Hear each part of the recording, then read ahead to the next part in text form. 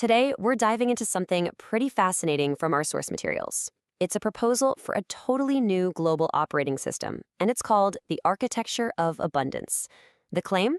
That it's designed to solve some of the world's biggest, most stubborn problems. It all starts with this one really powerful idea. The sources argue that we don't actually have a scarcity of resources on this planet. What we have is a failure in our systems, a failure of distribution. You know, this single thought completely reframes the entire problem, right? It shifts it away from production and puts the focus squarely on coordination. And this slide, wow, it really nails that core idea visually. The diagram up top shows what the sources call our current situation. You see resources and people all tangled up in this chaotic, inefficient web. But then, the diagram on the bottom shows the proposed solution, a smooth, direct, optimized path. So the argument here is simple. The problem isn't a lack of stuff, it's the broken system we use to manage it all. Okay, so before we can even get to the solution, we have to understand the diagnosis. How exactly does this framework define the root cause of that systemic failure? Well, according to the source material, it all comes down to a single concept they call the ego trap. So what is this ego trap? The source material describes it as the absolute root cause of global conflict. It's a system that's fundamentally built on competition and self-interest. And according to this framework, that's what creates the messy, inefficient web that we just saw a moment ago. All right, so if the ego trap is the diagnosis, then the architecture of abundance is the prescription. Let's start digging into how this proposed new global operating system is actually supposed to work. And here it is. This is basically the master blueprint for the entire system. What you're looking at is a diagram showing three big, interconnected pillars that hold the whole thing up. So let's break down what each one of these is. So you've got three main parts. First up, there's the foundation, which they call the Triple Helix Ecosystem. It's all about weaving together technology, sustainability, and human health. Then you have the intelligence core, the brains of the operation, a powerful tech duo named GENII and CUPA. And finally, there's a whole new economic engine called the consumer-to-asset model. Let's zoom in on that second pillar, the intelligence core, because this is where things get really interesting. According to the sources, this technology is what makes everything else tick. You know, the source material uses a super clear analogy to break this down. Think of it like a car. GENI is the quantum engine. It's providing all the raw power and processing for the whole system. And then CUPA, well, CUPA is like a hyper-advanced GPS. It analyzes every possible route and then tells you the single most optimal path to get resources from A to B. And the claimed efficiency of the system is, well, it's pretty staggering. The source material says that CUPA can identify the most optimal routes for distributing resources with 99% accuracy. So, in essence, the whole system is designed to completely eliminate logistical guesswork. Okay, so how does this actually look in the real world? To make it less abstract, the sources bring up products like the Barness Miracle Bar. The goal is to use this incredibly efficient system to get essential nutrition to every single person on the planet, all guided by a 500-meter rule.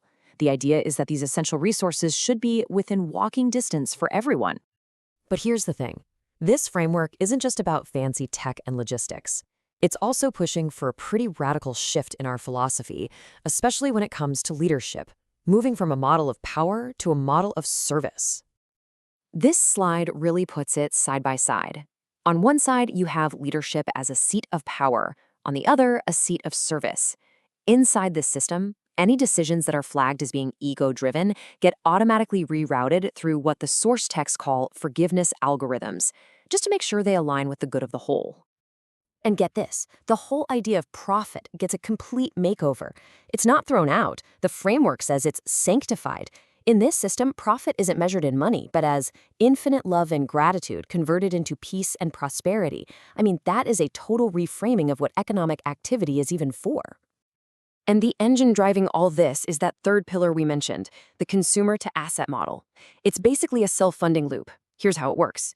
Your demand as a consumer doesn't just go to buying a product. It's funneled directly into funding and actually acquiring tangible assets, like farmland, which are then co-owned by the community. So you might be wondering, how does something this ambitious connect to what's happening today? Well, the source material points to real-world diplomatic agreements, like the Abraham Accords, and calls them a kind of foundational software. Think of it like this.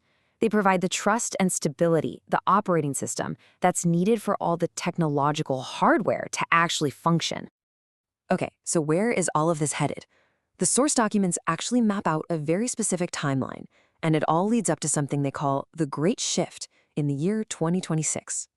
This whole framework is presented as, well, a family legacy built over generations. The story starts back in 1932, when Dr. Paul Goldstein first identified the ego trap. It continues with his son, David, developing the core technology, and then it culminates with Avi Goldstein, who is tasked with verifying the system for a planned full rollout in 2026. And all these different pieces, they finally click together in what's called the TYQI Kingly Protocol. TYQI, by the way, apparently stands for Thank You Quantum Intelligence. This protocol is described as the final prescription, the thing designed to move the entire world from what it calls the endless eve of World War III to a state of profit-driven peace. So what are the rules of this new operating system? It boils down to a few core principles you see here. The individual ego gets dethroned by a tech firewall. The direction of the whole system is guided by the collective will, through small, sovereign votes. Profit is sanctified. And finally, any leaders who don't align with this new service model are, as the sources put it, peaceably removed by the system itself. But how do you find or train leaders who can actually operate in this new system? For that, the source material gives us this really powerful analogy of a tapestry. It says you first have to gently clean away the grime of past conflicts, that's forgiveness, and then you weave in shared colors or common truths to restore the fabric of society without tearing it apart. So, what's the point of all this? What's the ultimate goal here? It's to create what the source calls a permanent habitat, a world that's not defined by extractive growth, but by guilt-free progress, where prosperity and peace are actually the same thing. So we'll leave you with this question, which really gets to the heart of what this source material is proposing. This is a framework that redefines profit as peace. It's asking us to imagine a world where the most profitable action you can take is also the most peaceful one. So take a second and just imagine, what would a world built on profit-driven peace actually look like?